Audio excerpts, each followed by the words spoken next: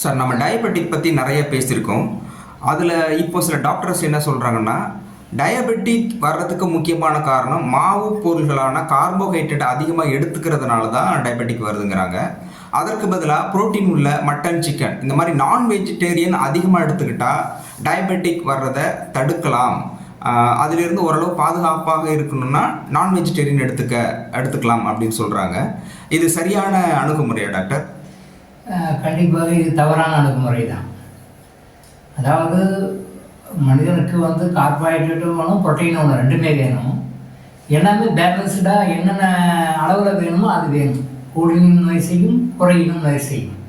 இது ஒரு தெளிவாக சொல்லியிருக்காரு. அது உலக பொதுமறை, எப்பயுமே எந்த காலத்துக்கும் எல்லா இடத்துக்குமே பொருந்தும். அது அப்போது ப்ரோட்டீன் அதிகமாக இருந்தால் டயபெட்டிஸ் வராது. ப்ரோட்டீன் அனிமல் ப்ரோட்டீன் சாப்பிட்டிங்கன்னா டயபெட்டிஸ் வராது அப்படின்னா நான் வெஜிடேரியன் சாப்பிட்றவங்க எல்லாருக்குமே டயபெட்டிஸ் வரக்கூடாது.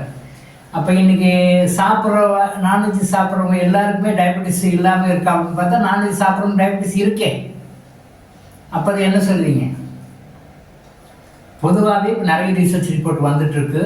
ப்ரோட்டீன் பெஸ்ட்டு, பட் ப்ரோட்டீனை விட அனிமல் ப்ரோட்டீன் ரொம்ப கெடுதலை கொடுக்கக்கூடியதாக இருக்கிறது. Vegetable related protein, veg protein உடம்புக்கு நல்லதை கொடுக்கறதாக இருக்கிறது. ரிப்போர்ட்ஸ் நிறைய ரிப்போர்ட்ஸ், 1-2 இல்லை, நிறைய ரிப்போர்ட்ஸ் மெடிக்கல் ஜேர்னல்ஸில் பார்த்தீங்கன்னா நிறைய ரிப்போர்ட்ஸ் வருது. அப்போ ப்ரோட்டீன் பெஸ்ட் அப்படின்னா எந்த ப்ரோட்டீன் பெஸ்ட்டு? வெஜிடபிள் கிங்டமில் வர protein best. Animal protein, red மீட்டு, மற்ற இந்த மாதிரி அனிமல் நான் வெஜிடேரியன் வர்றது எல்லாமே உடம்புக்கு ஒத்து வராதுன்னு ரிப்போர்ட்ஸ் நிறைய சொல்லுது. அப்போது இந்த கருத்து தவறான கருத்து தான். நான்வெஜ் சாப்பிட்டா சக்கரை நோயெல்லாம் குறையாது, நான்வெஜ் சாப்பிட்டாக்க ப்ரோட்டீன்லாம் கிடைக்கிறதுனால சக்கரை நோய் குறையும் அப்படின்னு முழுக்க 100% தவறான கருத்து. அது சரியே இல்லை. அப்படி பார்த்தா டயபெட்டிஸ் யாருக்கெல்லாம் வரக்கூடாது? நான்வெஜ் சாப்பிட்றவங்களாம் வரக்கூடாது. ஸோ அப்போ நீங்கள் சொல்லலாம், இப்போ நான்வெஜ் நிறைய சாப்பிட்டா வராது. நிறைய நான்வெஜ் சாப்பிட்றவங்களுக்கு சுகர் ப்ளஸ் கொலஸ்ட்ரால் ப்ளஸ் வேறு ப்ளஸ் என்ன ப்ராப்ளம் வருது நான் சொல்ல தேவையில்ல. நீங்கள் மீடியாவில் நீங்களே பார்க்கலாம், நிறைய ரிப்போர்ட்ஸ் டாக்டர்ஸ் அப்போ பேசிகிட்டே இருப்பாங்க. இது முழுக்க தவறான கருத்து.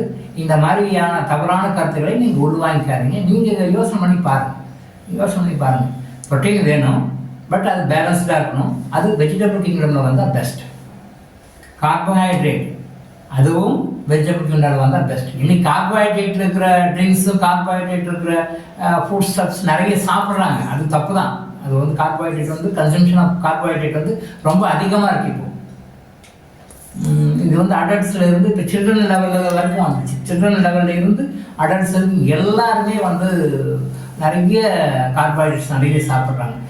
இது டயபெட்டிஸ் வரதுக்கு one of the main reason. உண்மைதான், அதில் மாற்று கருத்து கிடையாது. நாம் என்ன சொல்ல வரோம் அப்படின்னா, வெஜிடபிள் கிங்டமில் வர்ற எந்த ப்ரோட்டீன் கார்போஹைட்ரேட்டும் எடுத்துக்கோங்க, பெஸ்ட்டு. அனிமல் கிங்டமில் நான் வெஜிடேரியன் மூலமாக வர்ற எல்லாமே உடம்பு கெடுதல் தான். அது கார்போஹைட்ரேட்டாக இருக்கட்டும், ப்ரோட்டீனாக இருக்கட்டும், எதுவாக இருக்கட்டும். தட்டு ப்ரோட்டீன் அதில் அதிகமாக சாப்பிட்றது டயபெட்டிஸ் வராது அப்படின்னு ஒரு தவறான கருத்து. அந்த ப்ரோட்டீன் நிறைய சாப்பிட்றவங்களுக்கு டயபெட்டிஸ் பேஷண்ட்ஸ் நிறைய பேர் இருக்காங்க. அதை கண்ட்ரோல் கூட பண்ண முடியாமல் இன்சுலின் லெவலில் போயிட்டு சஃபர் ஆகிட்டு இருக்கவங்க நிறைய பேர் இருக்காங்க. அதனால் பேலன்ஸ்டு டயட்டாக எடுத்துக்குவாங்க. முடிஞ்ச வரைக்கும் வெஜிடபிள் கிங்டமில் இருக்கிறது பெஸ்ட் என்றைக்குமே.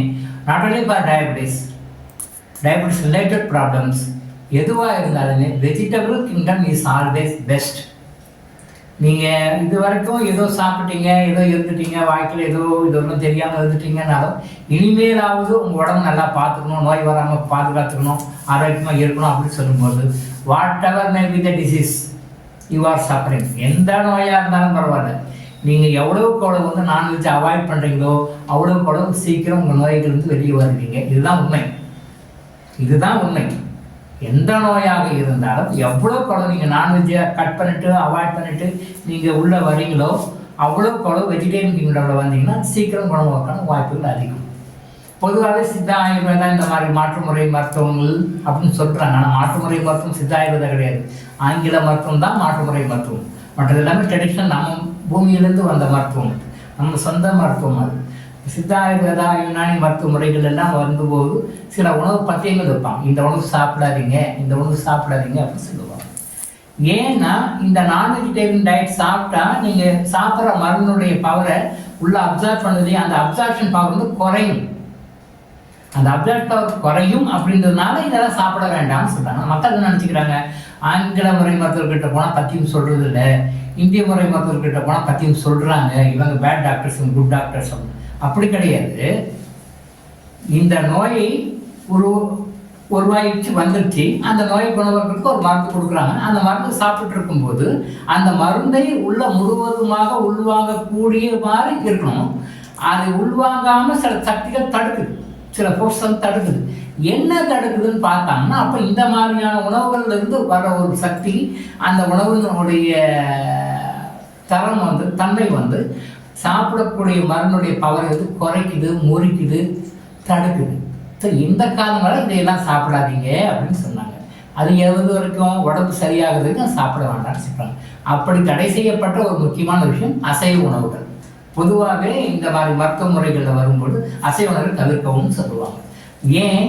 அசைவ உணவு சாப்பிட்டாலும் மருந்து வேலை செய்யும், அசைவ உணவு சாப்பிட்னாலும் மருந்து வேலை செய்யும். அசைவ உணவை நீங்கள் சாப்பிடாம இருந்தீங்கன்னா சீக்கிரம் ரெக்கவர் ஆவீங்க, மருந்து ஃபுல்லாக உள்வாங்கும். அசைவ உணவு சாப்பிட்றீங்கன்னா மருந்து மெதுவாக உள்வாங்கும், மெதுவாக உடம்பு லேட்டாக உங்களுக்கு கியூர் கிடைக்கும். அவ்வளோதான் விஷயம், வேறு ஒன்றுமே கிடையாது. ஸோ எந்த வகையிலும் அசைவ உணவை தவிர்த்து சைவ உணவை உண்ணுங்கள். டாக்டர் இளங்கோ ஆயுஷ் ஹாஸ்பிட்டல் வழங்கும் விழிப்புணர்வு இது.